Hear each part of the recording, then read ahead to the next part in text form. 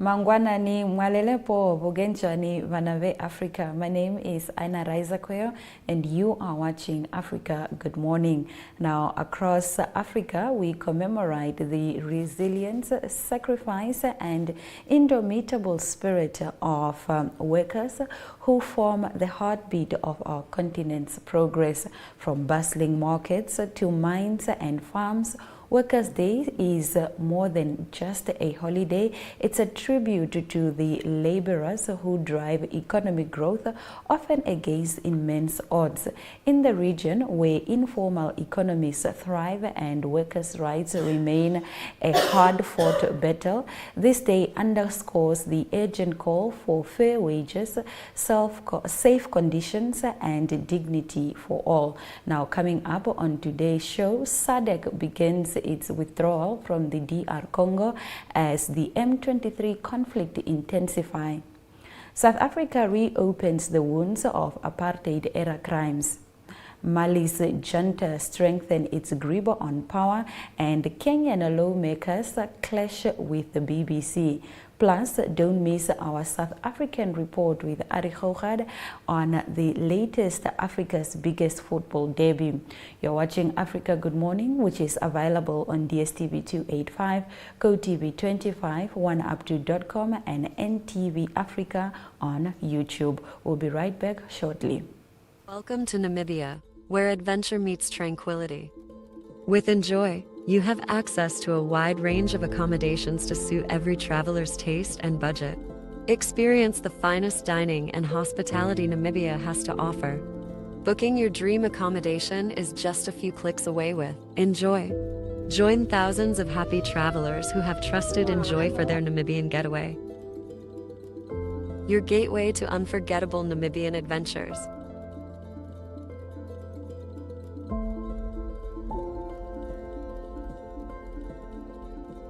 Visit us today at enjoy.my.na.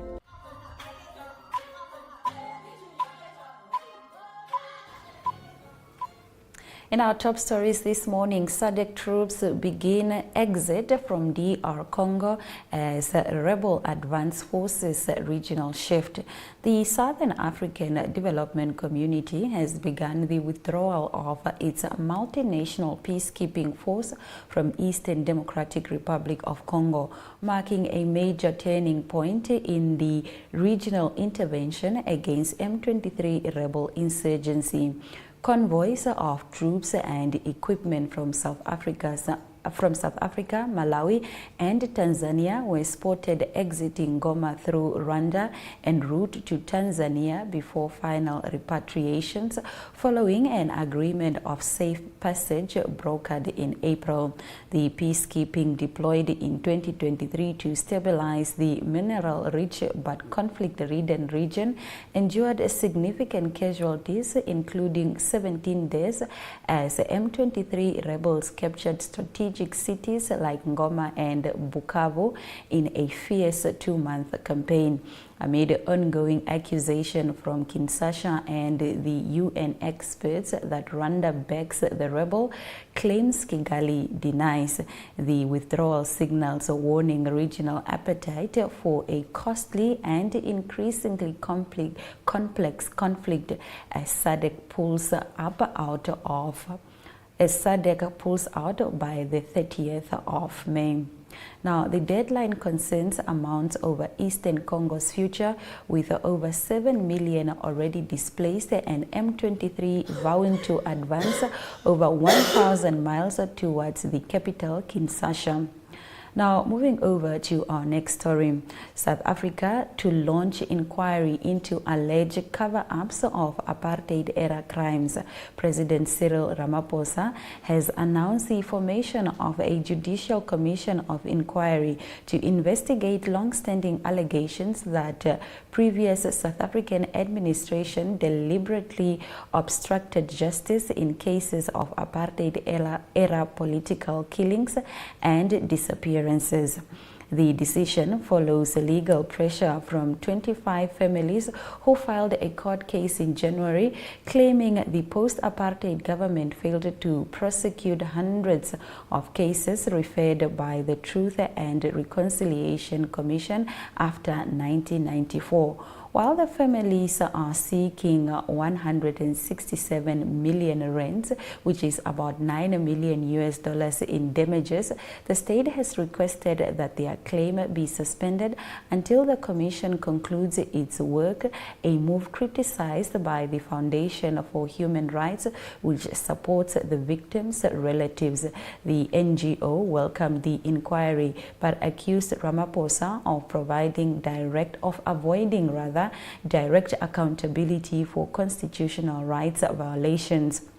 The Commission will probe whether improper influence delayed investigation into atrocities committed under white minority rule as frustration grows over decades of impunity and unlawful promises of justice. Now we move over to our next story.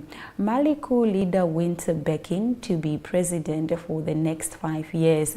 Mali's military ruler, General Assimi Goïta, has secured support from the regime-organized National Conference to remain president until 2030, despite having previously promised elections after his 2021 coup. The conference, boycotted by a major opposition party, also recommended suspending all electoral processes until peace is restored and reportedly discussed dissolving political parties, moves condemned by Amnesty International as attacks on the democratic rights. Goïta, who first seized power in 2020 and again in 2021, has since pivoted Mali away from France towards Russia, aligned with coup leaders in Burkina Faso and Niger, and withdrawn from ECOWAS. He has not yet commented on the conference recommendation. In our final top story, Kenyan MPs accuse BBC of foreign propaganda. Kenyan members of parliament have condemned the BBC documentary Blood Parliament, accusing it of prompting foreign propaganda and unfairly malaligning Kenya's democratic institution after it exposed alleged shoot-to-kill orders during anti-government protests in June 2024. While lawmakers dismissed the report as misleading and sensationalist, the BBC defended its findings, saying they were based on over 5,000 images and eyewitnesses accounts aimed at highlighting issues of national concern. And now let's have a look at our weather forecast for today.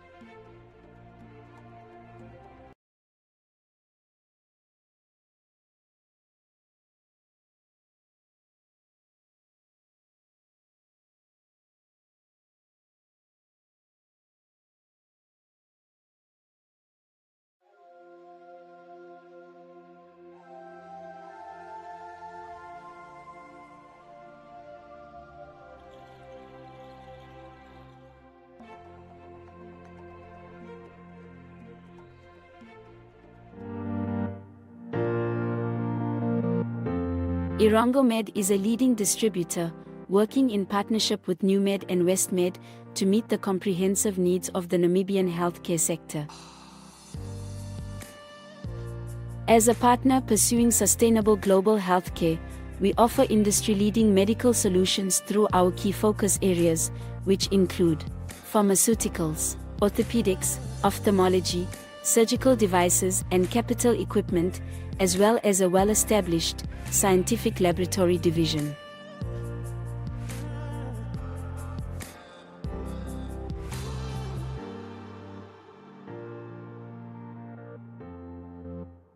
In healthcare, Irangomed is committed to making a difference. What about you?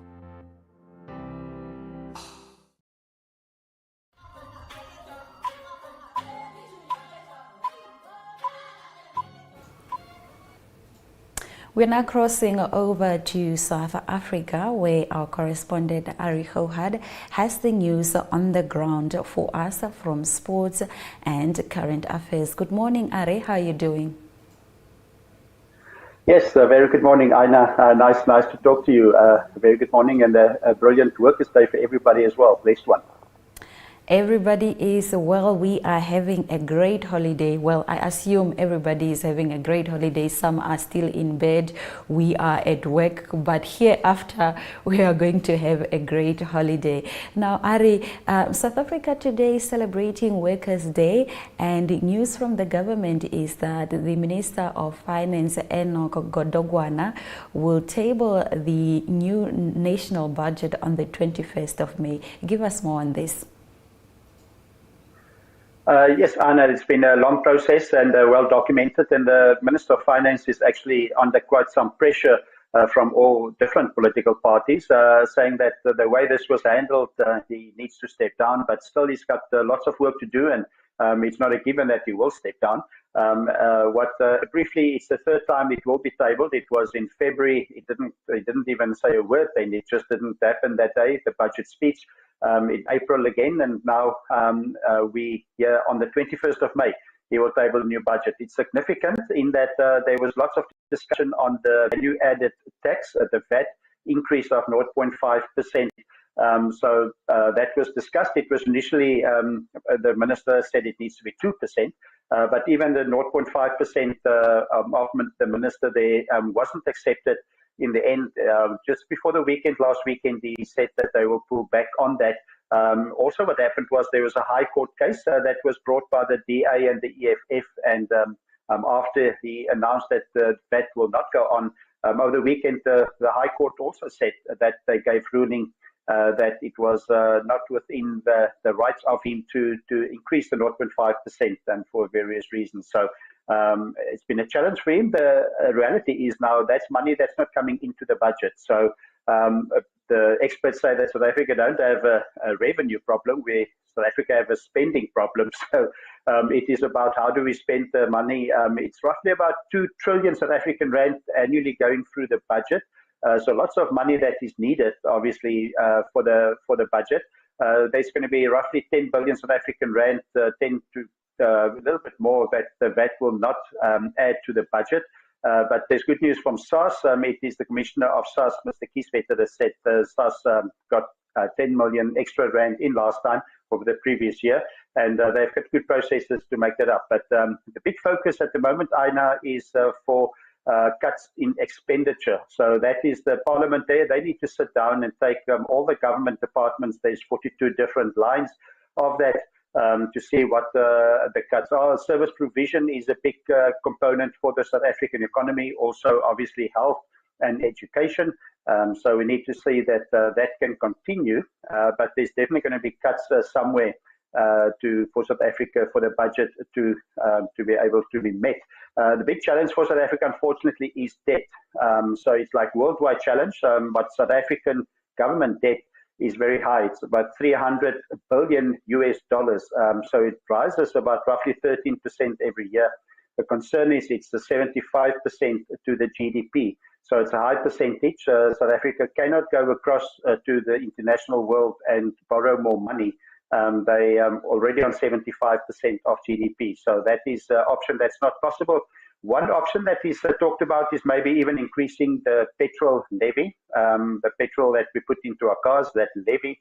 That will be obviously be going back to the consumer again. And the problem of raising those figures is that you raise the cost of transporting food and you're transporting costs in the country. So that will have products being more expensive. So that is the problem. Just lastly, the governor of the Reserve South African Revenue Services, Mr. Kieswetter, also cautioned the vendors and the informal trade and traders say that they must adjust back the 0.5% VAT that they put onto their systems, and they mustn't charge that now. So that is all happening in South Africa. Just also briefly in the current affairs, a good initiative, the InDrive, they call it, the initiative in Soweto. It's all about transport. Obviously, there's a massive taxi system in South Africa and also in Soweto. But the InDrive system, they have a system where you can go online, like many other options as well. But they're unique as they also link with the community. They've revamped many spaza shops, about 14 spaza shops that was revamped. They in 800 cities worldwide, for 48 countries. So they have social impact projects that they also do in Soweto. So it's a good initiative from the InDrive initiative, and that is about transporting people. That's a bit of an alternative also for all the taxis. So that's help that's needed. So that's all happening in current affairs. Hopefully the budget will be announced on the 21st of May. Now, hopefully that budget will be a budget that can be worked through for government. Right now, Arrie, in other current news, the InDrive transport business is currently busy with a great initiative in Soweto. Please tell us about this. Yes, I think as I briefly mentioned, the InDrive is an initiative that helped the man on the ground. And the taxi options that we know well is that you have many people in a taxi that goes in a certain direction. With the InDrive, you have the option to go, let's say, city to city. You can be from Soweto to Johannesburg, and there's also options that you can send some of your stuff in packages. They also have a delivery system as well, the InDrive. InDrive have been very active in many countries all over the world. It started in the USA. It is from San Francisco. You go online, go into the app. There's 800 cities worldwide that is part of that. And there's 48 countries. South Africa is one of them. So the biggest excitement, I know, is that there's a social impact process, and so they help the communities. There's 21 countries where there's social impact done by InDrive, and they've got 7 projects worldwide. So in South Africa is one of them. So hopefully they will assist in the driving. But there is a challenge. The taxi is not happy always when you have somebody with the app and the car that can help you with your travels, but they have a specific a need that they adjust, and that is all their momentum in Soweto on this Workers' Day. Right, Arrie, this coming weekend is the country's biggest sports debut, which with the soccer teams Kaizer Chiefs, Orlando Pirates playing in the FNB Stadium, and the Protea women's cricket team currently play at the Triangular Series in India. Please walk us through everything that is happening in the world of sports in South Africa. Yes, I know the derby, the Soweto derby, one of the biggest derbies in South African sport, and that's been going from the 1970s. And it's a massive one. It is Kaizer Chiefs against Orlando Pirates, and it's happening again this coming weekend. Apologies, it's this coming weekend. It's the Betway Premiership game that's going to be played. There's the supporters actually standing next to each other. So it's Pirates in the middle, Kaizer Chiefs on either side. But the derby is a moment for vuvuzelas to be sounded. It's a time for music, for food. It's a full FNB Stadium in Johannesburg, 80,000 plus spectators that come. It's also a time where the jerseys get transformed into fashionable statements. So you can see the fashionable statement there in the middle of the photo. So it is a big game coming up. It is Soweto that is divided on that day. It is either Kaizer Chiefs or Orlando Pirates, but it's a big rivalry, and it's an important date in the community. It's not only this Saturday. Next Saturday, there's also the Nedbank Cup final, and actually the 2 teams there in action play in the Nedbank Cup final, but that's not going to be in Johannesburg. That's on a neutral ground in Durban, Moses Madiba Stadium. So that's going to be interesting how that plays off. So back-to-back weekends of Kaizer Chiefs and Orlando Pirates. And on the cricket that you mentioned, the South African Proteas women's team, they're a very good cricket team. They're in action as well, and they're playing a triangular with India and Sri Lanka. They had a close loss just a few days ago against India. So tough playing in India. They chased a big total. They just fell short. Tasman Brits there, she scored 100 runs, but they will also play on the 2nd of May. They will play Sri Lanka.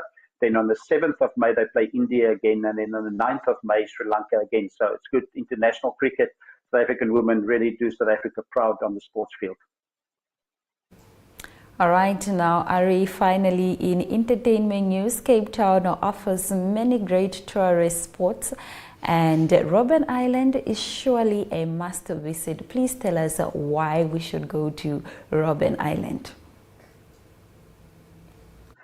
Yes, it's for Cape Townians and for visitors. At the back of me is Camps Bay, and from Camps Bay, if you look kind of straight in to the northern side of the ocean, you'll see Robben Island. Robben Island has been part of South African history, and mainly or mostly because of President Nelson Mandela being one of the prisoners there for a long time. There you can see the dimensions. It's a small island. It's 3 kilometers by 2 kilometers roughly. Cape Town there in the distance. So that was where the prison was. Obviously, when you're on the island in the prison, it's difficult to escape. You must swim to land, and it's 7 kilometers. So a big part of history, Aina, it was President Nelson Mandela there that he spent many of his years, 18 of his 27 years in prison, he spent actually there in Robben Island. There he is in his cell. So a tour, if you visit Cape Town, you can have a Robben Island tour. There's about quite a few trips going across there with the boat. It takes about 4 hours for the tour, 30 minutes for the boat ride to get to Robben Island. And on the island, you can obviously visit what it looks like, what it looked like. Also, there's a lime quarry where the prisoners had to work. And then also you can see the cells that the prisoners were in. So it's a very interesting tour to go back into history. Buses will meet you there on the island. There's a tour guide, and it's a special place to visit if you can. It was an important part of South African history. That was the entrance. It was kept the same still, but now you can see what it looked like. But us South Africans, we get on that boat, and the visitors, we go across, nice modern boat, you go across to Robben Island. And for us, Robben Island is also a symbol of triumph. We're talking about Workers' Day and the freedom. It's a symbol of triumph, and it's also a symbol of adversity.